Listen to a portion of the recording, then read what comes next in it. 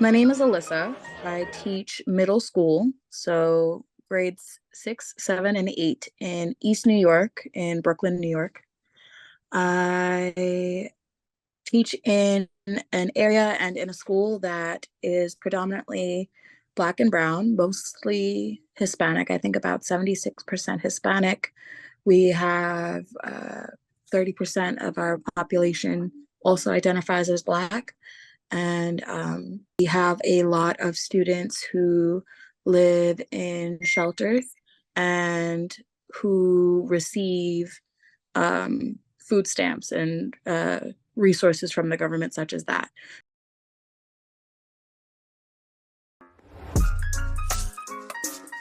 I'm a first generation American. Both my parents were born in India.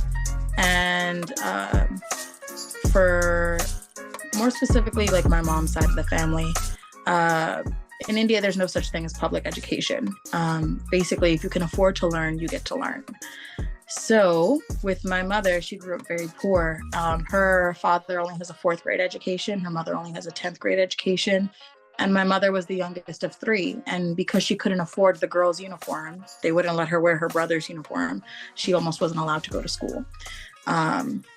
With her offering to work for the school cafeteria and things like that, she was able to kind of work her way through education, and then she ended up becoming a nurse. I think there's lots of little moments or pieces of my life that kind of led to me making this choice. At home education really started with growing up around my grandparents and my mother as she was starting to learn English. So learning things through her worldview. And in that worldview, it was really just that education is the one thing that no one can ever really take away from you, which I agree with. 9/11 was very tricky. I was a very, very visibly brown person in New York after this happened. So it was challenging. A lot of times people, even though I was really young, didn't want to hear me out or explain things to me because they saw my skin or my accent. And it made school in the beginning very tough. It wasn't until I got to maybe middle school, high school, where I started to feel a lot more accepted. Got to go to school with people who, were in my neighborhood and looked a lot more like me. And I feel like I really flourished there. And it took a long time, but eventually, I realized that I liked making other people feel like education was for them. Like it wasn't just something we had to get through to get to the next place. And eventually, after my first year in college, I dropped the pre-med track. It was a whole thing.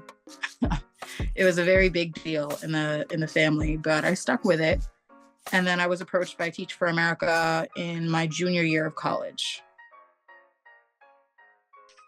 When I was in high school, when I started to have more teachers who were Black and brown like myself, is when I really started to feel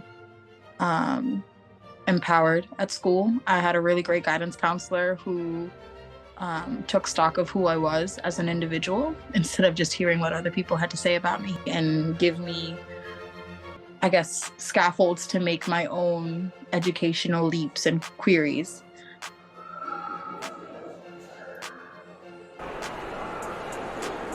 There's textiles down here. I think during COVID, the thing I was able to do that I wasn't able to do when I was teaching in the building was I was able to get back into going to the gym a lot more consistently. I went with my sister, so being able to cook more. I was cooking a lot with my sister, trying new things with her. Things like that were definitely enjoyable for me. I think community is the root of so many beautiful things. And in a lot of ways, especially as I've grown up in New York, I feel like this idea of community has dwindled a little bit. Like you literally only go to work and go home, talk to parents, and they're like, I don't know how to reach my kid. Or the kids will be like, I feel like my mom doesn't get where I'm coming from. And, listening to both sides of the story, sometimes I feel like we're all just yelling at each other in agreement. Even talking about things like mental illness, right? One thing I find interesting is that in a lot of other languages, there's no translatable term for things like depression or anxiety. oftentimes we talk about it like the physical symptom. Like my mom, when she talks about how she feels, she's like, my heart is pounding or my head is spinning. And there's no way for me to tell her what she's experiencing is anxiety. I had students who were in gangs. I had students bring weapons to school. I've had students try to hurt themselves, students on drugs. And we need to teach them that, you know, this is stuff that they can access. This is stuff that is not beyond them. They do Shakespeare in 8th grade. And like explaining, Shakespeare was he died at 52 of cancer, but he was a regular guy, got an older woman pregnant. Like he's really just a regular dude. And people used to go to the movie theater to watch Shakespeare happen. It was for everybody. And like last year, it was the first year I had my own classroom.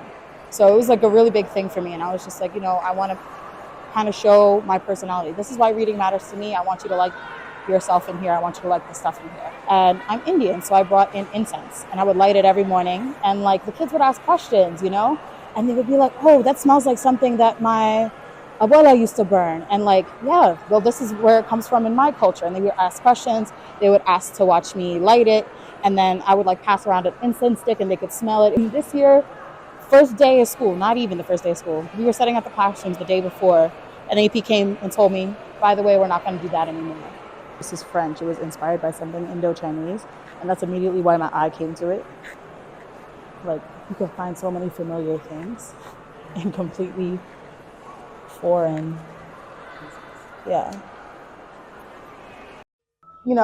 What keeps me motivated, it's hard to say. I feel like more than anything, I don't like to have other people bear my burdens. And that doesn't necessarily make it easier.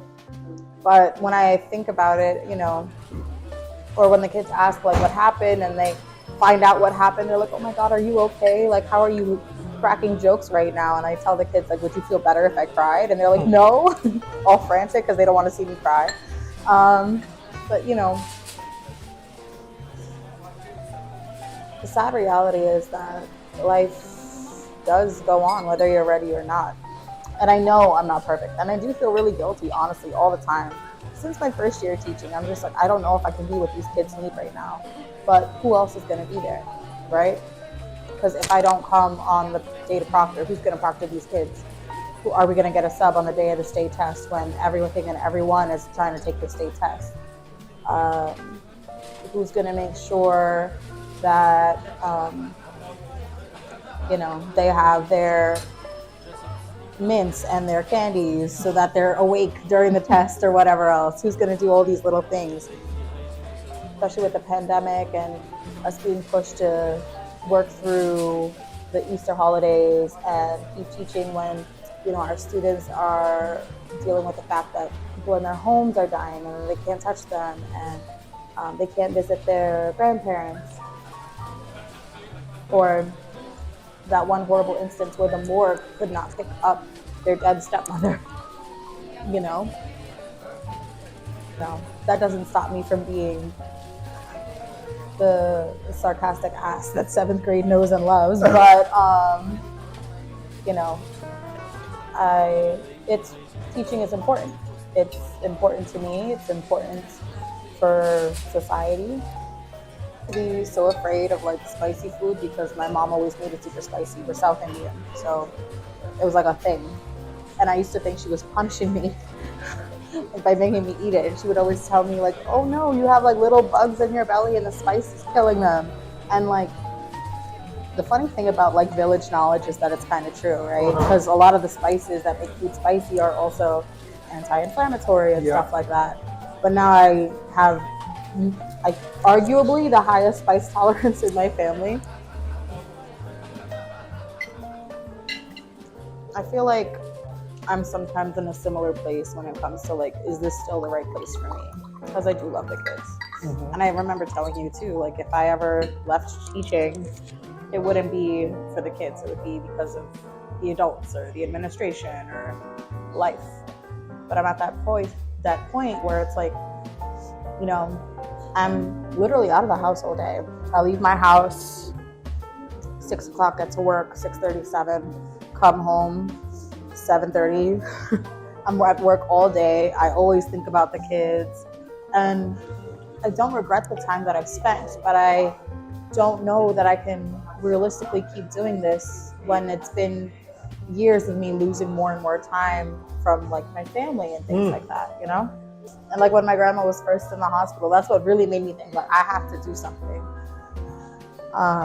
When she was really first in the hospital for the beginning part of this year, she was in the hospital for like 45 days straight. And there was this point where she really thought that she was gonna go. And she was like, you know, I really wanted to live with you, but you're barely ever home. And that broke my heart. Because I moved in to be with her and I'm never with her because I'm always working. Making education less of a system and more of like a home away from home is more likely to get results, because nobody learns or lives in a vacuum. Everything is impacted by everyone else. And I think maybe a lot of us would have had an easier time if we felt like people cared about us when we were working our way through those systems. This is more food than I thought it would be. Indian food's always so filling. That's why I was like, let me not order another food. That's crazy. When you said you wanted to share, I was like, girl, you sure? Because I eat. Was that wrong? No. You had that knowledge, that teacher. You were teaching me. I'm also Indian, so. There's that too.